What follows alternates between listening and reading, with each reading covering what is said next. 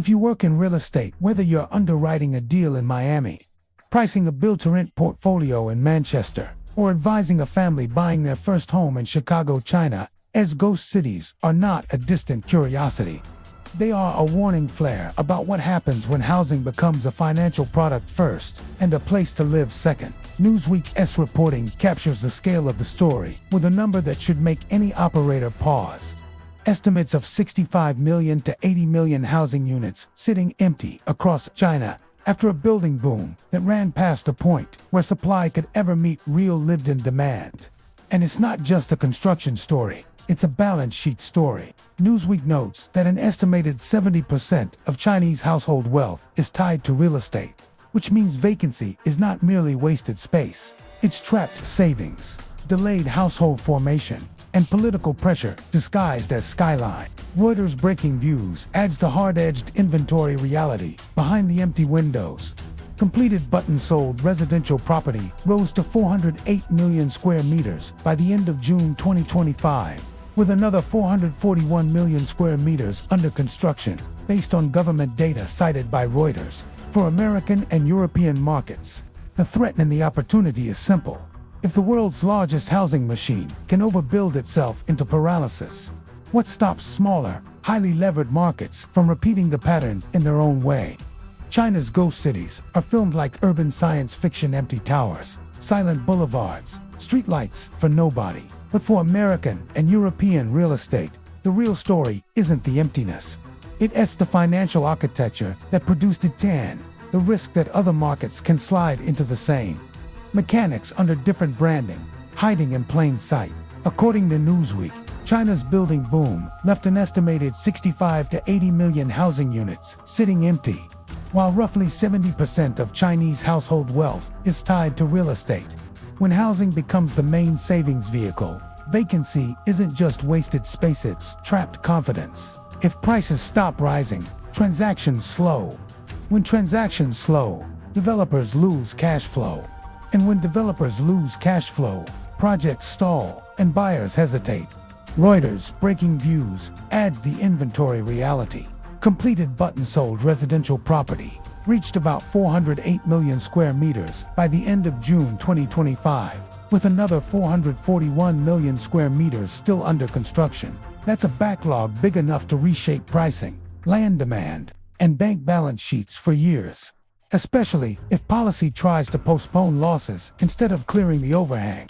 Here's why this matters to you: whether you're protecting household savings, protecting deal certainty, or underwriting portfolios, overbuilding is never only a supply story. It's leverage and incentives. Volume gets rewarded today, while risk gets pushed into tomorrow. The ghost city image is just the symptom.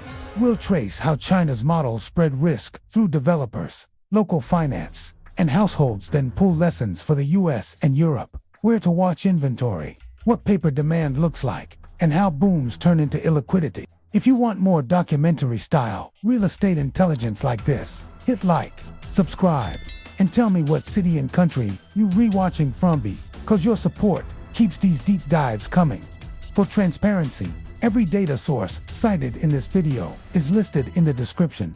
The ghost city phenomenon did not begin as a mistake. It began as a strategy, one that worked, until it didn't. In the years when China was urbanizing at historic speed, building was not simply about shelter. It was about GDP, local government revenue, household savings, and social stability, all stacked on top of each other like floors in a tower. And when you stack that many incentives in the same direction, you don't just build homes, you build momentum that becomes almost impossible to stop. According to Newsweek, the vacancy estimates are still staggering. Roughly 65 million to 80 million housing units are believed to be empty across China. That's the number that grabs headlines, but the mechanism is what should grab your underwriting model. A market can tolerate some vacancy. It cannot tolerate vacancy at industrial scale when households and lenders treat housing as a primary store of wealth. And that wealth concentration is not a footnote, it's the core vulnerability. Newsweek points out that an estimated 70% of Chinese household wealth is tied to real estate. The Bank for International Settlements underscores the same structure by citing a 2019 People's Bank of China survey, in which housing accounts for nearly 70% of urban household assets. When housing becomes the savings account, price declines don't just hit developers. They hit consumption, confidence, and political patience. Now look at what happens when that system overproduces. Reuters, breaking views, citing government data, reports that completed but unsold residential property rose to 408 million square meters by the end of June 2025, with another 441 million square meters still under construction. That is not inventory. That is a shadow market supply that exists financially, on balance sheets, even when it doesn't. T exists socially as lived-in neighborhoods. And once the market senses that the backlog is this large, the psychology flips. Buyers stop rushing because the fear of missing out gets replaced by the fear of overpaying. Transactions slow, price discovery becomes painful, and liquidity, the lifeblood of every real estate ecosystem, starts to congeal. Here is the part American and European professionals cannot afford to ignore. This is not uniquely Chinese. The pattern is universal. A boom is never just demand. It is also credit, incentives, and belief. In the US, Reuters reported in mid-2025 that new home inventory had risen to levels last seen in late 2007, an echo from the period right before the last housing crash fully revealed itself. Europe has its own scars. Spain and Ireland learned what happens when construction, cheap money, and optimism outrun fundamentals. The common thread is not geography. It's the moment when housing stops being priced as shelter and starts being priced as a guaranteed trade. China's ghost cities are what that moment looks like when it runs for years without a clean reset. And the human element matters here. Every empty unit represents a household that delayed a life decision: marriage, kids, caregiving, relocation, because the market did not deliver functional communities where the jobs, schools, healthcare, and amenities actually are. Newsweek notes that potential residents were discouraged by the lack of jobs and services in some of these districts. This is why vacancy is not merely an urban planning issue. It's a social mobility issue. And once real estate becomes a social stability instrument, policymakers tend to prioritize, avoid collapse over restore market discipline, which can stretch the adjustment and prolong uncertainty. For you operator or consumer, the takeaway is urgent. Watch for the signals that a market is drifting from homes. People use toward assets. People park money in. When that shift happens, supply can look healthy on paper and catastrophic in reality. And when the turn comes, it does not arrive like a single crash. It arrives like a slow, grinding loss of liquidity deal. Friction, buyer, hesitation, refinancing risk, and price cuts that spread from the margins to the mainstream. The moment a real estate boom crosses the line into a balance sheet illusion. The next phase is never simply prices fall. The next phase is politics, triage, and attempted market engineering. Because when housing is the main wealth container, letting the market clear fast becomes socially explosive. That is where China is now. And this is the part us and European operators should study with uncomfortable attention. What governments do when they cannot tolerate a clean write-down. According to the Financial Times deep dive into China's property crisis, Goldman Sachs has estimated roughly 30 trillion RMB of unsold housing inventory when you include apartments and land. Overhang so large that normal demand cannot absorb it quickly without major repricing. That kind of inventory doesn't behave like supply. It behaves like gravity. It pulls down sentiment. It keeps developers and lenders cautious, and it changes buyer psychology from buy now or be priced out to wait, because the market has to come to you, and the data points keep signaling how difficult the unwind is. Reuters, breaking views, citing government data, reported that completed but unsold residential property hit 408 million square meters by the end of June 2025, with another 441 million square meters still under construction, meaning the pipeline is still feeding the backlog, even as confidence is fragile.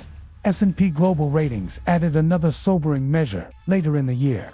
It cited government data showing national completed unsold inventory at about 762 million square meters as of Endogas 2025 an image of excess, that isn't a glut anymore, but an ecosystem. When inventory reaches that scale, the problem becomes less about construction and more about liquidity. A ghost city is simply the cinematic version of what lenders and investors fear most, an asset that exists but doesn't trade. And when assets don't trade, pricing becomes political. You begin to see rescue plans that are designed not to solve the underlying mismatch overnight, but to slow down the recognition of losses so the social system can absorb them. Reuters, breaking views, describe precisely that tension.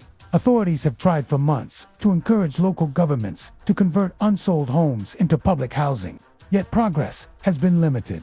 It noted that only a fraction, about 6%, of a 300 billion yuan fund set up to support local housing purchases had been used, suggesting much of the inventory is economically unattractive at the prices required to save developers. In other words, the state can announce a backstop, but the math can still refuse to cooperate.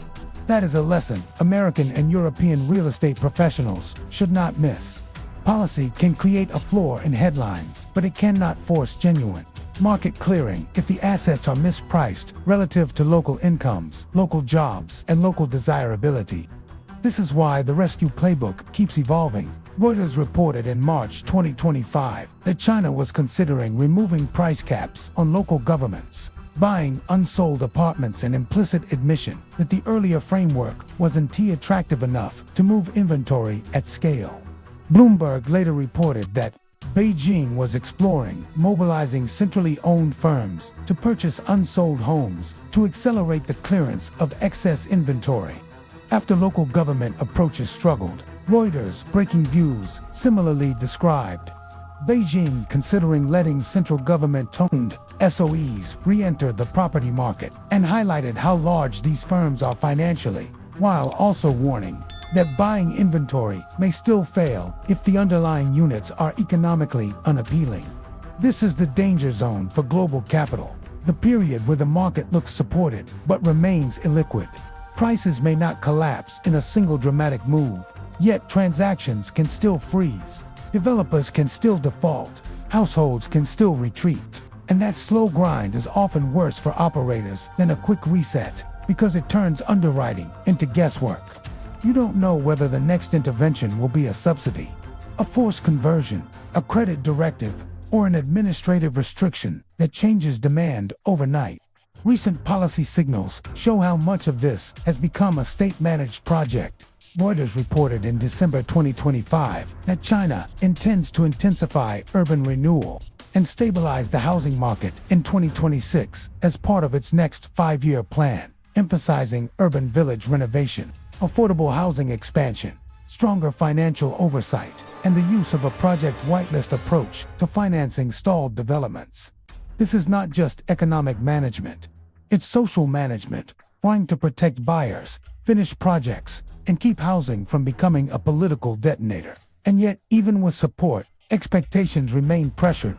Reuters reported in December 2025 that a poll of analysts projected China's home prices would fall 3.7% in 2025 and continue declining in 2026, reflecting persistent structural challenges like weak demand, affordability pressure, and high unsold inventory. That matters because it shows how long the hangover can last when a boom becomes overbuilt and overleveraged. Now, translate this into practical warnings for us and European audiences. The China Ghost City story is not mainly about empty buildings. It is about the combination of incentives that reward building volume today while pushing risk into a future balance sheet. In Europe, where housing constraints are often framed as shortages, the China lesson is a caution against confusing capital demand with end-user demand. When money floods into housing as a perceived safe asset, construction can surge even as real affordability erodes. In the US, where credit cycles are powerful, the China lesson is a warning about shadow inventory units that are technically completed or nearly completed, but cannot clear at prices that preserve developers' solvency. But there is opportunity, too. And it's not sentimental. The opportunity is in resilience and if governments can convert unusable surplus into affordable housing stock, If urban renewal improves livability, where jobs and services can actually support population, the social upside is real.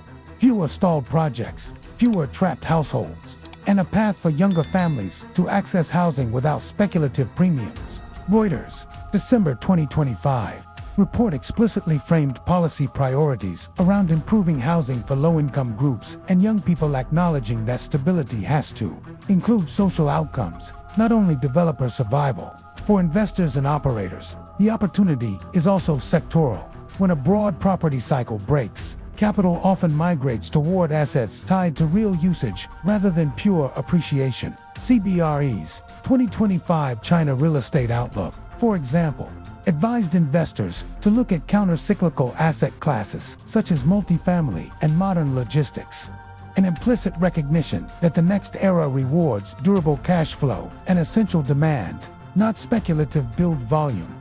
So the second chapter's message is urgent and actionable. When a market becomes dependent on policy scaffolding to keep housing stable, you should treat liquidity as the scarce commodity, not land, not cranes, not even buyers. Liquidity. Because once liquidity breaks, every other metric, prices, comps, cap rates, even value, starts to wobble.